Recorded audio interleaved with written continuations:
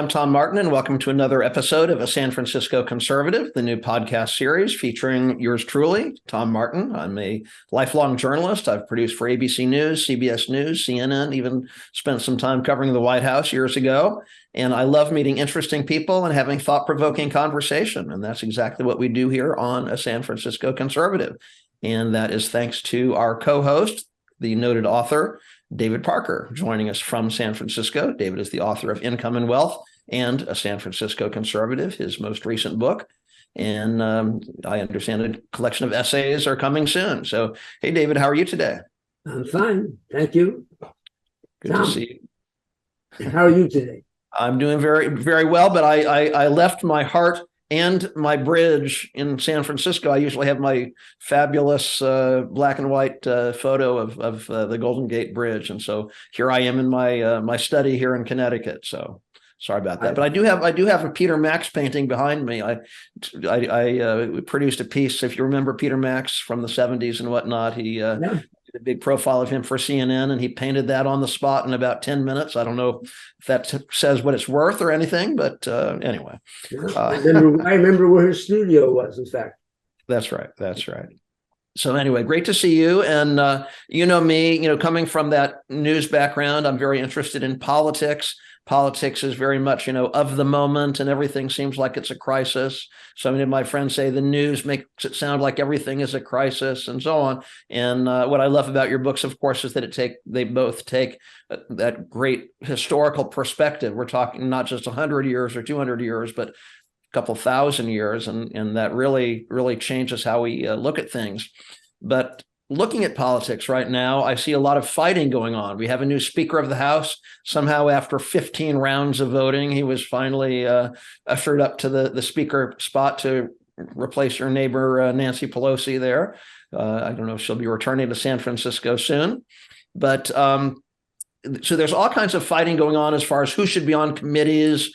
There's a lot of talk in the news right now about a congressman who seems to be lying with every word that comes out of his mouth. It's like, is our political system in crisis, or should we be reassured by the historical perspective? Actually, both. Our political system is not in crisis. We're fighting like we have fought in the past. Before the Civil War, congressmen were hitting each other. So it's not new, and it's a healthy sign. It means we're talking. World War II had Italy and Germany and Japan. Citizens of those countries, they weren't arguing. They weren't saying no, no, no, or fighting about anything. Or whatever you want, Hitler, or whatever you want, Mussolini, yes, we're behind you. So we're fighting about everything. That's actually a healthy sign. But the fighting is so continual, and the sides seem to be so extreme that it's disgusting on one level. The nation's election districts are so gerrymandered that a Democrat is not running against a Republican when they run for office. They're running against fellow Democrats, and Republicans are running against fellow Republicans. So who wins? The person who's the most Democrat or the most progressive, the most liberal wins.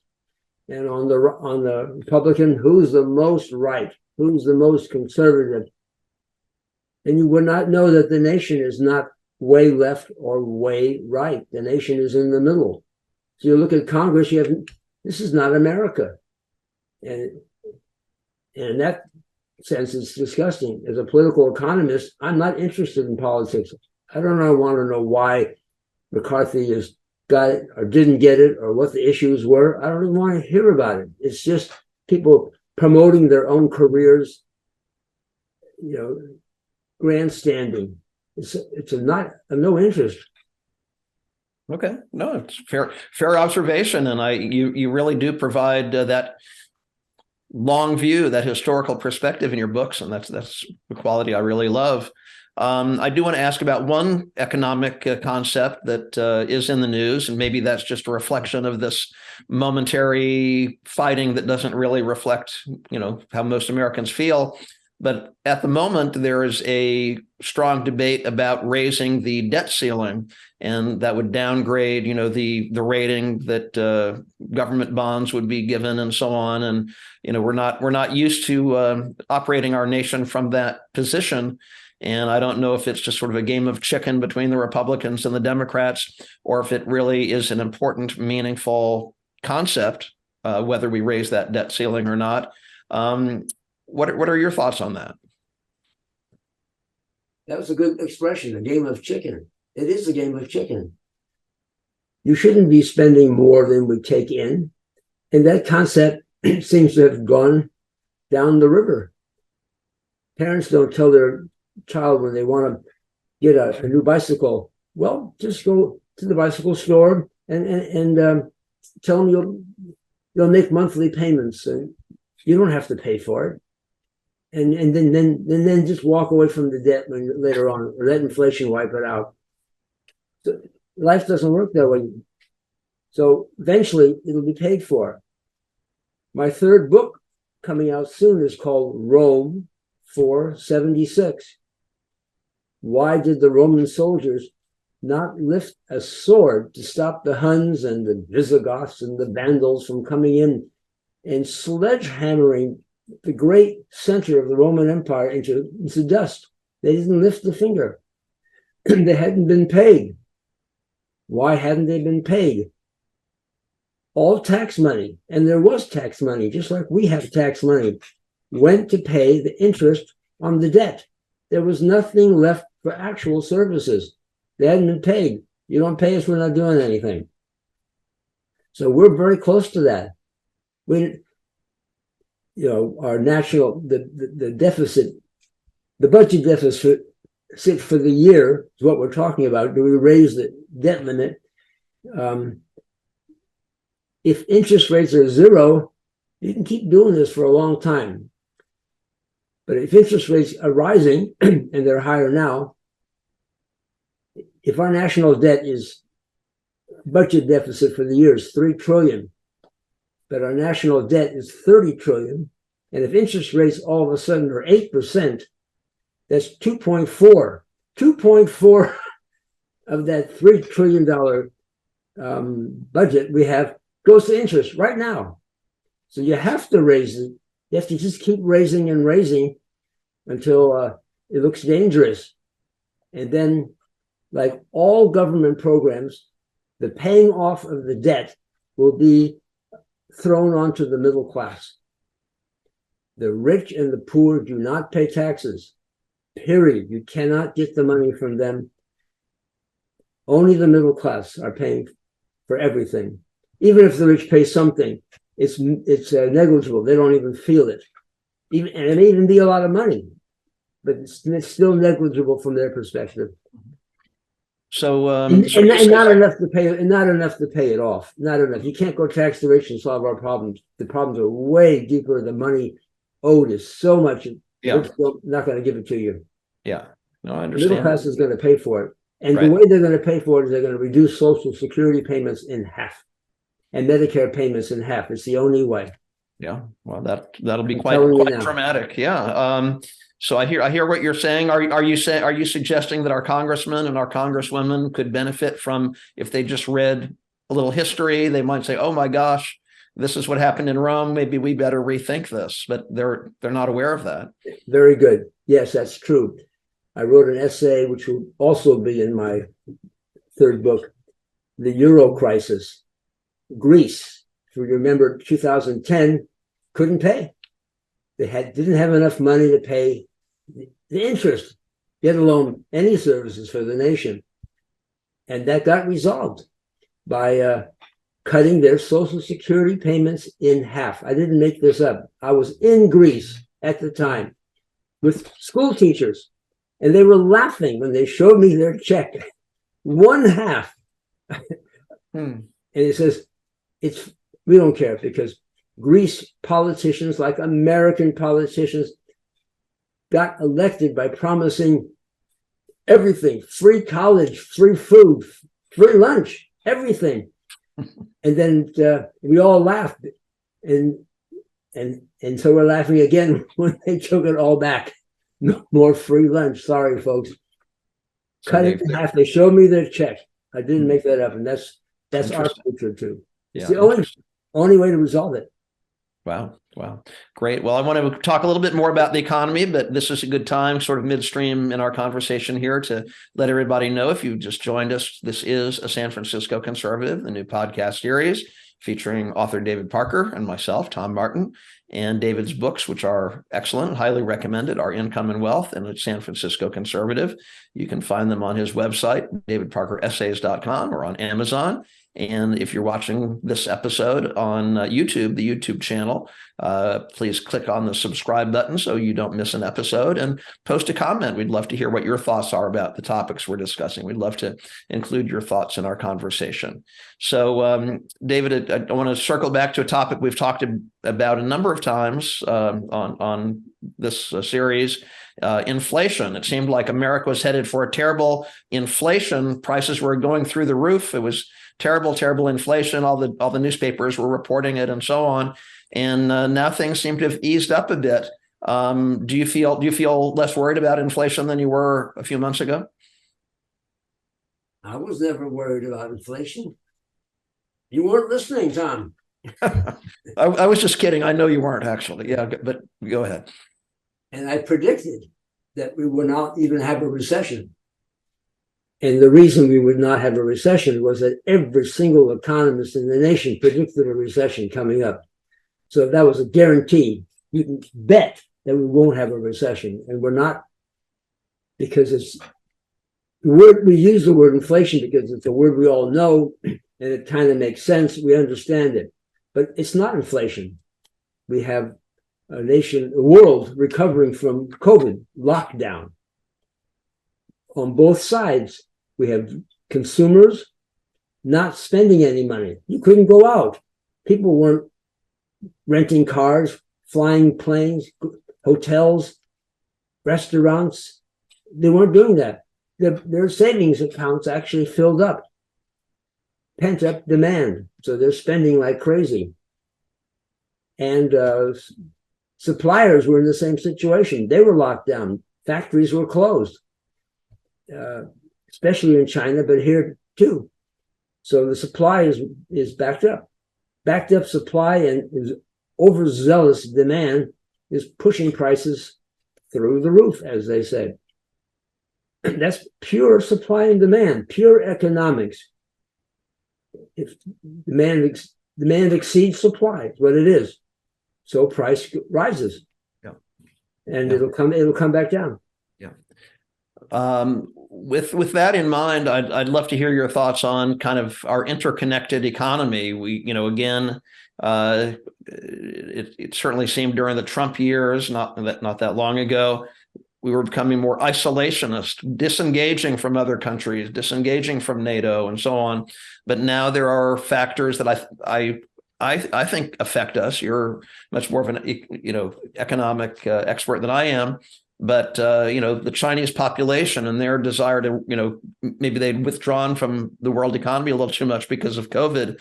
That will affect us, I'm sure. Certainly, a lot of production of Apple iPhones and whatnot is done in China. And then also with the Ukrainian-Russian conflict continuing, we're thinking about oil and gas and so on. So, what are your thoughts about how America fares in terms of some of these interconnected issues? Yeah, the world is interconnected. So if someone says, I'm against globalization, it's a ridiculous thought to have. We live on the globe. How can you be against the globe? Right. Things are made.